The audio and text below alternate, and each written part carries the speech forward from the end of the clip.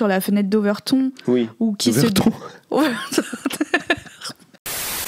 Bonjour. Salut Marius. Salut Charlotte. Bonjour. On est un peu buggés parce que là, on se débrouille. J'ai l'impression qu'on est des enfants Sans leurs parents. qui ont volé genre les affaires de leurs Oui, parents. sauf qu'on n'avait pas les... Parce que, conflit d'agenda et tout, il y a eu plein de chaos dans cette team ces dernières semaines. Et du coup, nos monteurs ne sont pas là. Monteur, cadreur du coup. Ouais. Monteureuse, cadrereuse. Montreux. Quatre heureuses. C'est pas mal, Montreuil. quatre heureuses. 84, Montreuil-Ouah. 13. Montreuil-Ouah, ouais.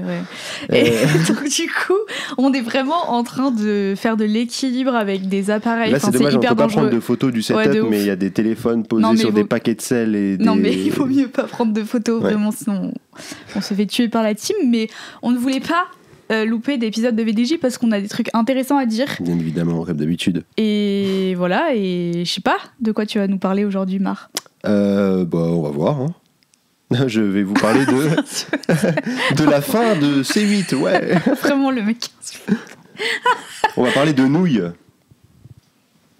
Ouais, ça c'est... Vous allez comprendre. Allez, c'est parti. Vous écoutez Vacarme des jours, VDJ pour les intimes. Un podcast pour penser l'actualité entre potes. Un podcast de Motus et Langue Pendue, média pirate autoproclamé journal intime de la société. le mois dernier, C8, la chaîne de Bolloré, Hanouna et TPMP, a arrêté de diffuser sur la TNT. Moi, je pensais qu'on fêterait ça au moins autant que la mort de Jean-Marie Le Pen. Mais non, à part 2-3 vannes et autres mèmes sur les réseaux, les gauchistes ont pas fait péter le champagne ce coup-ci. Pourtant, vu comme tous les droitards se sont joints aux plaintes d'Hanouna et sa clique, ça veut bien dire que c'est nous qu'on a gagné ce coup-ci, non ? D'ailleurs, je sais pas pourquoi, mais ces mêmes droitards jappaient moins pendant la commission d'enquête de l'année dernière, à l'origine de la décision de ne pas renouveler le canal TNT de C8. Peut-être qu'ils osaient pas encore être si ouvertement d'extrême droite à l'époque où tout ça avait un cadre légal. Toujours est-il que là, ils ont fait pas mal de bruit. Alors, est-ce qu'il faut vraiment se réjouir de la fin de C8 ? Déjà, un rappel de ce qui s'est passé. Les canaux de la TNT sont détenus par l'État. L'État noue donc des contrats avec des chaînes pour les louer. Et les louer implique que pour les dites chaînes de respecter une certaine objectivité ou en tout cas de présenter une diversité d'opinions politiques. C'est l'Arcom qui décide de renouveler ou non les chaînes. Et lors du dernier examen, ils ont décidé de ne pas renouveler C8 et Énergie 12 sur la TNT. Je précise sur la TNT car C8 aurait pu migrer ailleurs. Elle n'a pas été fermée par l'Arcom comme on l'a pas mal entendu. Les 200 salariés mis à la porte, c'est sur le dos de Bolloré qui a décidé de fermer la chaîne en l'absence de fréquences TNT à squatter. Bref, C8 s'est fait dégager car elle devenait un peu trop ouvertement une chaîne d'opinion. À skip. Parce que je sais pas vous, mais quand je pense à des chaînes d'opinion, j'en ai quelques autres qui me viennent en tête. À commencer par CNews par exemple, qui est presque pire que C8 en la matière. Et je parle pas de BFM parce que j'aurais peur de provoquer des infarctus chez les quelques centristes perdus qui nous écoutent en leur révélant qu'ils ne détiennent pas la vérité objective. Mais du coup, si c'est la pluralité la question, pourquoi c'est seulement C8 qui s'est fait dégager ? Vous le savez sûrement, c'est à cause des amendes. Et oui, ça fait quelques années que Cyril est très limite sur son plateau, et à force, C8 a dû payer pas mal d'amendes à l'Arcom. Ça commençait à faire mauvais genre. Alors après des mois de commission d'enquête mises en place par des députés de la France Insoumise, des années de dénonciation de C8, des semaines de mobilisation sur Internet, l'Arcom a enfin sucré le contrat à Cyril. Mais du coup, ce qu'on voit, c'est qu'il aura fallu sacrément les pousser au cul. Et surtout que c'est pas vraiment le non-respect de la diversité des opinions qui a joué là-dedans. Ce qui a joué, c'est le non-respect tout court. Le côté outrancier de C8, ça on n'aime pas trop chez les technocrates. Alors on tape sur les doigts d'Hanouna et on laisse Pascal Praud, qui lui fait beaucoup plus poli, continuer d'ouvrir ses émissions avec des fake news une fois sur deux. Je connais le système, je connais ses relais, je connais ses partis pris. Ce qui dérange les autorités censées garantir un espace télévisuel diversifié et démocratique, c'est pas la fascisation des discours, c'est les nouilles dans le slip. Et oui, c'est pas bien les nouilles dans le slip, mais bon, le fascisme, c'est pas terrible non plus quoi. Et là, on voit bien qu'on peut pas faire confiance aux autorités d'État pour lutter contre. Et il va falloir qu'on soit de plus en plus nombreux à ouvrir nos gueules, pour porter des contre-discours, mais aussi pour porter des discours tout court. Parce que ça fait des années qu'on parle de fascisation des médias. Pour CNews et anciennement C8, c'est assez clair. On déroule le tapis rouge à l'extrême droite, on demande à des ministres s'ils voudraient pas rouvrir des bagnes, et n'importe quel bronzé en infraction est un terroriste raciste anti-blanc. On a compris. Mais cette droitisation globale, elle passe autant par les sujets traités que par ceux qui ne le sont pas. Notamment quand on parle des nazis par exemple qui défilent dans les rues et qui poignardent un militant gratos, ou plutôt quand on n'en parle pas. C'est ce qui s'est passé le 16 février dernier lors de la projection d'un film organisé par une association culturelle des travailleurs immigrés de Turquie. Un commando d'extrême droite s'est introduit dans la salle pour casser des gueules et poignarder donc un type au passage, et est sorti en hurlant « Paris est nazi ». Curieusement, même BFM, chaîne pourtant exemplaire et objective, à des années-lumière d'être remise en cause par l'Arcom, n'a que très peu traité le sujet. Idem pour le reste de la TNT. Le sujet en fait semble banal, ne pas valoir le coup d'être en bandeau des heures durant. Contrairement à cet imam qui par exemple il y a quelques mois avait appelé à se rassembler derrière des valeurs plus grandes que n'importe quel drapeau, et tout de suite devenu un raciste anti-France. Bref. On commence à connaître la chose. Les médias de masse s'intéressent bien plus aux crimes et délits commis par des étrangers ou perçus comme tels. Les droitards bien chez nous, on en fait moins de sujets. Est-ce que ça serait pas plutôt ça la fascisation des médias ? Au-delà des discours diffusés, c'est tout le fonctionnement qui accompagne une société de plus en plus raciste et autoritaire. Petite lumière au milieu des ténèbres fascistes qui arrivent, la suppression de C8 de la TNT. Alléluia. Avec un peu de chance, on va avoir une nouvelle chaîne avec un chouette contre-discours. Et c'est d'ailleurs comme ça que les remplaçants ont vendu leur projet à l'Arcom. T18, la nouvelle chaîne, se présente comme un anti-C8. Une chaîne où l'on pourra voir, je cite, « une programmation qui se veut diversifiée, où une place prépondérante est donnée aux documentaires, programmes culturels, débats et magazines d'information, sociétaux ou d'intérêt général. Au moins 3000 heures de documentaires doivent être diffusées par an, traitant notamment des thématiques, sujets de société, d'histoire, de géopolitique, de culture, de sciences, de découverte, avec notamment l'Europe comme sujet récurrent. Au moins 1000 heures de magazines d'information sociétaux ou d'intérêt général, à l'exception de l'année de lancement 2025 où le régulateur prévoit au moins 150 heures. À partir de l'année 2026, les magazines d'information vont représenter un volume annuel de diffusion d'au moins 500 heures. C'est un chouette programme, à l'exception du fait que ça ne veut en fait rien dire du tout. Parce qu'on les remplit avec tout ce qu'on veut, ces trucs culturaux, politico, bobos là. Mais on peut peut-être se faire une idée du contenu si on regarde qui est derrière ce programme mirobolant. Le type, c'est Daniel Kretinsky, le milliardaire qui finance Marianne ou Franc-Tireur par exemple. La clique à Eindhoven un peu. Vous savez, celui qui voterait Le Pen face à Mélenchon en se bouchant le nez, mais bon, pas le choix quoi. L'extrême droite de gauche en fait. Celle qui présente bien, celle qui met pas de nouilles dans le slip de ses chroniqueurs. Bref, il y a vraiment plus que nous et Internet pour raconter des trucs intéressants. Alors va falloir nous donner de la force et de la moula les amis. Bisous.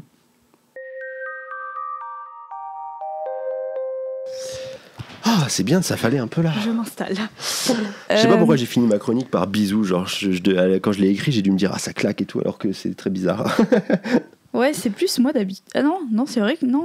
Je sais pas, genre j'ai voulu faire un truc drop the mic, mais là je le tiens encore. En fait, j'ai pas trop écouté la fin de la chronique parce que j'étais perturbée par le fait que j'ai l'impression d'être la seule personne à me taper une barre sur le fait que le mec s'appelle Kretinsky. Oui, je suis d'accord. En fait, j'aimerais poser ça là, parce que je trouve qu'on n'en fait pas assez un sujet de... C'est quand même fun, quoi. C'est quand même hilarant. Ouais, c'est hilarant de se moquer des noms à consonance étrangère des gens, j'avoue, c'est... Y a rien de plus drôle finalement. C'est bon, je suis fatiguée. Je rigole, putain, c'est moche, là on voit les vitres, on a oublié de fermer les rideaux. Hop, je ferme le rideau. Voilà, désolé. Hein. C'est catastrophique. Écoute, ouais, voilà, on fait ce qu'on peut. Bon, attends, reprenons le vrai sujet, soyons sérieux. Oui. Déjà, quand on en avait parlé, moi, ce qui m'avait intéressé dans ta manière de présenter le sujet, parce qu'il faut savoir qu'on fait des petites réunions, Marius et moi, pour se présenter nos sujets, et que parfois, on n'est pas du tout d'accord sur les sujets qui sont intéressants à traiter ou pas. Et genre là... Il se trouve que moi, je trouvais pas ça hyper passionnant, la suppression de ces chaînes. Et en fait, tu l'as présenté un peu en disant, si jamais c'est remplacé... en fait, tout le monde dit c'est trop bien et tout, c'est une big victoire. Si jamais c'est remplacé... Oui, voilà. Oui, c'est que en gros... À l'époque où j'ai décidé de faire ce sujet, j'avoue que je travaillais plus mes chroniques au moment où je les écris, et du coup j'étais en mode, j'avais vu que c'était une chaîne subventionnée par Kretinsky, du coup le fameux qui finance Eindhoven, Franc-Tireur et tout, qui allait remplacer C8. Et donc comme on les connaît un peu ces gens-là avec Marianne, Franc-Tireur, tout ça, c'est vraiment de l'extrême droite dissimulée de ouf. Je m'étais dit, en vrai, ça va être à peu près la même chose. Donc, je vais faire une chronique en disant ce qui dérange, en fait, les autorités, c'est pas la pensée d'extrême droite, c'est juste la forme qu'elle prend. Et donc, j'ai essayé de m'en tirer un peu en retombant sur les nouilles dans le slip. Mais de fait, c'est vrai que Kretinsky et tout, ils présentent leur chaîne comme un truc anti-C8, comme un truc qui va pas... Enfin, ils donnent tous les éléments de langage anti-extrême droite. Alors après, ce qu'ils vont dire dedans, c'est ce que je dis, tu vois, on verra bien. Ils vont pouvoir quand même arriver par en dessous, sûrement. Mais de fait, ils sont en mode, on va faire des documentaires, des trucs d'information et tout. Donc, ils sont faut vraiment, nous on n'est pas du tout d'extrême droite, quoi. Donc ça m'a un peu baisé et donc j'ai dû écrire différemment un peu cette chronique.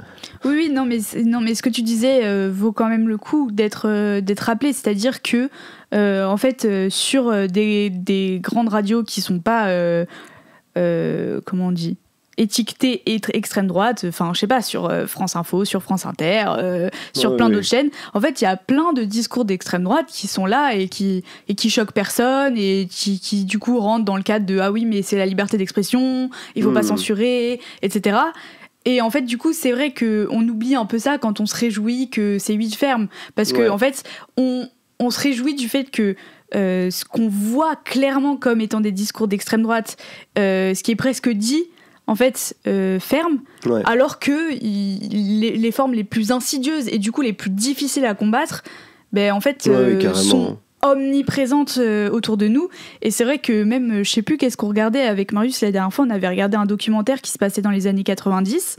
Ah bah c'est le documentaire sur DJ Mehdi qu'on vous recommande au passage. C'est du coup sur la culture du rap et la musique de ces années-là. Et on s'est fait la réflexion avec Marc, vraiment, la culture et les extraits d'émissions qu'on voyait avaient énormément changé en genre quelques années, et qu'aujourd'hui il y avait des trucs qui se passaient sur nos plateaux télé qui se seraient jamais passés à l'époque, et pourtant c'était pas si lointain. Et je me rappelle que ça nous avait vraiment choqué. Je trouve en fait, on ne tripote plus les fesses des filles gratuitement, mais par contre, on a le droit de dire qu'on va faire une Riviera avec la bande de Gaza, pour être caricatural. Oui, non, mais c'est vrai, parce que dans les années vraiment. 90, il y a quand même un sexisme de ouf sur les plateaux, même un racisme, mais par en dessous, mais plus sur le ton de l'humour, parce qu'en fait, les gens savent qu'ils sont dans une société qui n'est pas d'extrême droite aussi. Enfin, je sais pas comment dire. Enfin, je vais pas me lancer dans une théorie comme ça. Oui, mais il y avait moins un backlash, c'est-à-dire que c'était un peu l'époque de.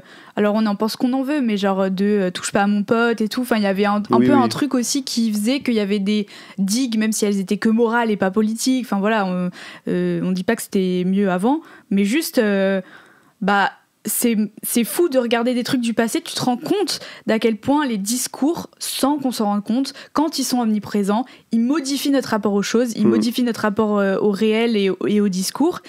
Et en fait, ça, c'est pas forcément ce qui se voit et ce qui va être facile à supprimer de la TNT, quoi. En fait, ce qui fait que ça se voit, c'est aussi le fait que les gens trouvent ça inacceptable sur le moment. Et comme maintenant, dans l'entre-soi aussi médiatique, la pensée, elle s'est déplacée. Les gens, ils trouvent des choses qui étaient avant inacceptables, maintenant, ils les trouvent acceptables. C'est l'épisode sur Gaza d'il y a 2 semaines, tu vois. De genre, comment ils parlent de Gaza à France Info sur le service public. Enfin, genre, c'est juste des mots, mais des mots que si tu les prends premier degré, les implications, en fait, c'est un génocide, c'est virer des gens de chez eux, c'est construire, tu vois, c'est du colonialisme, etc., etc. Puis c'est ce qu'on dit tout le temps en ce moment sur la fenêtre d'Overton. Oui. Ou qui Overton. Fenêtre d'Overton. On est fan, j'adore. Est-ce qu'on pourra mettre au montage un ton? Oui. Overton.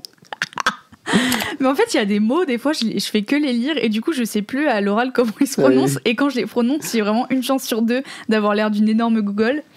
Qu'est-ce que je disais avec le truc? Tu disais, c'est comme la fenêtre d'Overton. Ça se mange en sushi, en sashimi ou en. Non, mais peu importe, mais du coup. Ah non, mais c'est ça. C'est que le cadre se déplace, mais on voit pas parce qu'on évolue dedans. Donc en fait, le cadre il se déplace vraiment. Du coup, il se déplace plutôt vers là pour nous, vers l'extrême droite. Et en fait, on s'en rend pas compte, mais on est quand même dedans. Toutes les chaînes, tous les contenus baignent dans ce cadre-là. Dans lequel ce qui est acceptable est tiré et poussé Oui, carrément. Et surtout, moi, ce dont je me suis rendu compte aussi en faisant mes recherches, en écrivant un peu cette chronique, auquel j'avais jamais réfléchi vraiment, c'est aussi ce truc de ce qui est traité et ce qui n'est pas traité. C'est vraiment presque le plus important au final, parce que ce qui rend compte d'une espèce d'une extrême droitisation en gros des médias, c'est le 2 poids 2 mesures. Donc c'est que quand on a un arabe qui fait un vol à l'étalage, enfin je caricature exprès, mais vous voyez bien, on voit bien que les bandeaux de BFM à CNews, en passant par toutes les chaînes et tout, plutôt les bandeaux de BFM à CNews, de BFM et CNews, de C8, tout ça, bah en fait, quand c'est ce que je dis, quoi, quand c'est des étrangers ou des gens perçus comme tels qui commettent des violences ou des choses comme ça, on va en parler pendant une semaine, on va faire venir des gens pour en débattre, pour en parler de faut-il arrêter l'immigration, etc., etc. Quand il y a des gens qui crient Paris est nazi après avoir poignardé un type, on en parle pendant 1h30, vite fait, à 14h30, et après c'est ciao, quoi. C'est surtout ça, je trouve, aussi. Enfin, il y a deux trucs, en fait. Il y a les discours et le fait que maintenant, des choses qui étaient inacceptables avant le soient devenues, et que ça se fasse petit à petit, du coup, c'est difficile de s'en rendre compte concrètement. Mais il y a aussi beaucoup, juste le choix des sujets traités, de la mise en avant des choses, et du coup, le mélange des deux, bah, c'est ça qui crée la fascisation totale. Oui, mais justement, ça me fait penser à un truc qui est assez intéressant, et je pense qu'on aura peut-être ce débat tous les deux dans les mois à venir, et avec l'équipe du média. J'ai lu... Purée, je crois que c'était sur LinkedIn. Oh non. Je crois que c'était un petit texte de présentation sur le prochain numéro du magazine Climax, qui est un magazine écolo assez subversif et tout, marrant, assez joyeux. Et en fait, en gros, ce qui était dit, c'était plus on parle de l'extrême droite, plus on la fait exister. Et il y a un truc qui me met un peu inconfortable avec cet énoncé, et en même temps je suis assez d'accord sur le fait que, tu vois, tous nos sujets, on parle constamment de la fascisation, de l'extrême droitisation, de nanana, et en fait du coup nous-mêmes on gaslight entre guillemets, enfin on rend invisible d'autres sujets sur des alternatives, des trucs qui pourraient exister, comment faire mieux, etc. Vu qu'on est constamment en train de dire regardez l'extrême droite, et du coup dans un moment où les gens où il n'y a pas conscience qu'il y a ce truc d'extrême droite qui est en train de monter, je trouvais ça important. Et en même temps, maintenant qu'on est à peu près tous d'accord pour dire que c'est quand même un petit peu chaud, et ben je me dis, en fait, est-ce qu'on n'est pas en train de... tu vois, C8 disparaît, mais en fait, on continue d'en parler. Bah moi je sais pas, moi je trouve que c'est une question de chacun de regarder aussi un peu balayer devant sa porte, quoi. Enfin en fait c'est juste qu'il y a eu un espèce de gros moment où l'extrême droite c'était le prétexte pour le dire vite, pour les macronistes, pour se faire élire. Et du coup c'est devenu un sujet super sexy dans tous les médias de la bourgeoisie, du centre qui accompagne Macron. Et du coup bah là il y avait vraiment une critique à faire, de pouvoir se dire attendez, mais en fait là on parle de l'extrême droite pour garantir une place plus large au centre, en fait, parce que c'est le prétexte, tu vois, et que du coup ça fait monter la peur chez les gens, et donc ça pousse les gens à aller vers le centre, parce que c'est bien connu que quand il y a de l'incertitude, les gens ont tendance à plus voter au centre pour avoir des garanties de sûreté, de sécurité. Et donc à ce moment-là, enfin, je trouve que ce discours anti parler d'extrême droite, il était valable pour une partie des médias, mais après il y a d'autres médias qui font très bien le taf sur l'extrême droite et sur d'autres trucs aussi. Et genre moi je pense que, enfin je sais pas, j'ai l'impression qu'il n'y a pas de grande pensée ou de grande idée à appliquer à faut-il parler d'extrême droite ou pas. En fait, il faut juste regarder comment chacun le fait au cas par cas et parler d'autres choses aussi, ne pas, enfin tu vois. Oui, voilà. Mais en fait c'est ça, c'est pas parler ou ne pas parler d'extrême droite, puisqu'on parle de la réalité et de ce qui se passe, donc forcément on parle d'extrême droite, mais c'est juste à quel point le sujet écrase les autres sujets, tu vois. Genre à quel point on parle dans 3 émissions sur 4 du fait que la société se fascise, à des gens qui, je pense pour la plupart, ont déjà conscience que la société se fascise. Et du coup ça je sais pas, ça a posé en moi des questions, des mais pour moi c'est plus, du coup là c'est plus genre se donner ensemble les outils pour voir par quel média, par quel médium, par quel média la société se fascise, pour pouvoir plus efficacement lutter contre, pour pouvoir en parler, pour pouvoir, tu vois. Et c'est parce que je suis d'accord avec toi que rendre ce sujet permanent, de dire attention ça monte, en plus maintenant on le sait, enfin voilà. Oui mais du coup en plus on pourrait aussi imposer notre propre agenda politique en mettant comme sujet pas en disant ce qui se passe n'existe pas et tout, mais juste en le prenant avec un autre angle, en mode bon bah il y a, je sais pas, il y a telle initiative, ça s'est passé je sais pas où, dans quel pays, et en fait les gens ont fait ça, et du coup bah en France il y a ces trucs là qui existent aussi, et nous on pense qu'une bonne solution ce serait, j'en sais rien moi, de faire de l'éducation populaire, je sais pas, je dis n'importe quoi, mais en fait prendre le truc par des moyens de lutte et de résistance, plus que par il se passe ça et du coup c'est hyper grave parce qu'il se passe ça et tout, et genre tu vois ce que je veux dire. Je sais pas, après moi il y a aussi une question d'efficacité, de parler au plus grand nombre, quoi. Et du coup, ça dépend aussi de à qui tu t'adresses, tu vois. J'ai l'impression que tu vas pas aller voir des gens non politisés et lui dire t'as vu Orojava, c'est vachement bien. Enfin, tu vois, c'est pas comme ça qu'on va convaincre. Moi, je suis pas d'accord. Pour moi, tu peux beaucoup plus parler à Ouais, quelqu'un de peut-être. lambda en disant ouais, regarde, aux États-Unis, Oui, il y a c'est des vrai, gens d'une t'as entreprise raison. qui ont fait ci, qui ont fait ça, plutôt que de lui dire oui, le sachiez-tu, l'extrême droitisation de la société, tu vois. Ouais, peut-être, t'as raison. Je sais pas. Mais du coup, tu voulais pas juste dire. Enfin, il y a juste. Moi, je voulais juste dire un autre truc sur ce sujet, et après, peut-être faut qu'on coupe. C'est que il y a Blast qui a fait un épisode de Rhinocéros là avec Usul et Lumi sur Hanouna aussi, qui est vachement bien, où il parle de complètement autre chose, mais de comment il va pouvoir continuer à tenir les discours qu'il tient sur internet aussi, en faisant le parallèle avec des influenceurs d'extrême droite américains qui ont un peu de l'avance sur l'extrême droite française là-dessus. Et c'est ce que toi tu disais aussi tout à l'heure là, avant qu'on allume les caméras, de genre c'est quoi que tu disais, genre tenir les mêmes discours. En fait, enlever un médium à quelqu'un ne va pas l'empêcher de tenir ses discours ailleurs aussi. Oui, et c'est surtout ce que je disais, c'est pas seulement ça, c'est parce que à ça tu pourrais répondre oui, mais en fait c'est quand même pas la même portée quand tu t'adresses sur une chaîne de télé que si tu crées je sais pas, un blog ou une chaîne Twitch ou machin. Mais en fait moi ce que je constate, c'est que j'ai l'impression que du coup à partir du moment où tu vas t'exprimer sur un autre endroit, même si c'est plus restreint, ta portée elle va être différente parce que tu vas être dans un truc subversif où tu vas pouvoir dire ouais, on essaie de me faire taire, et du coup ça rend tout ce que tu dis beaucoup plus intéressant ou précieux que ça ne l'est en fait. Et du coup je trouve que c'est aussi faut faire gaffe avec le truc de trop bien, C8 ça disparaît, mais du coup les endroits, les espèces de niches où cette parole là va exister, je pense ils vont être d'autant plus redoutables pour nous, quoi. Oui. Puis en plus, du coup, c'est En plus même des temps, trucs auxquels on aura accès. Oui, c'est vrai. Et en même temps, moi je suis en mode, du coup, c'est à nous aussi de nous emparer, et d'ailleurs, c'est ce qu'on est en train de faire actuellement, de ces outils-là aussi de niche, en fait. Parce que de toute façon, on va pas dire, il faudrait commencer à réguler les réseaux sociaux pour que Cyril Hanouna puisse pas s'exprimer dessus. Bien sûr que non, genre, sinon, c'est pour nous. Vraiment, en plus, on a vraiment fait tout un épisode sur Twitter où on a pas mal parlé de ça, et je trouve que les deux sujets sont un peu liés quand même. Donc, très bien, Cyril, va sur Internet. Bienvenue à toi, Cyril. Et on va te clasher. Allez. En fait, tu sais, Cyril Hanouna, c'est genre un seul patronyme pour moi.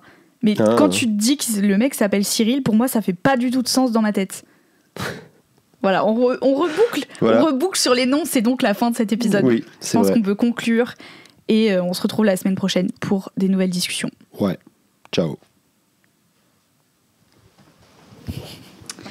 C'est l'outro de cet épisode. C'est la fin de C8, mais pas de VDJ. Donc on revient la semaine prochaine. On va parler du système de santé parce qu'on a vraiment envie de se marrer en ce moment. Et si vous aimez bien ces épisodes, vous pouvez surtout nous lâcher de la thune, des commentaires ou toute autre sorte de dire de faveur, mais c'est pas du tout ça. À la semaine prochaine. Ok. Je refais ou ça va? C'est bien. Tu fais la outro maintenant pour l'intégrale? Oui, attends.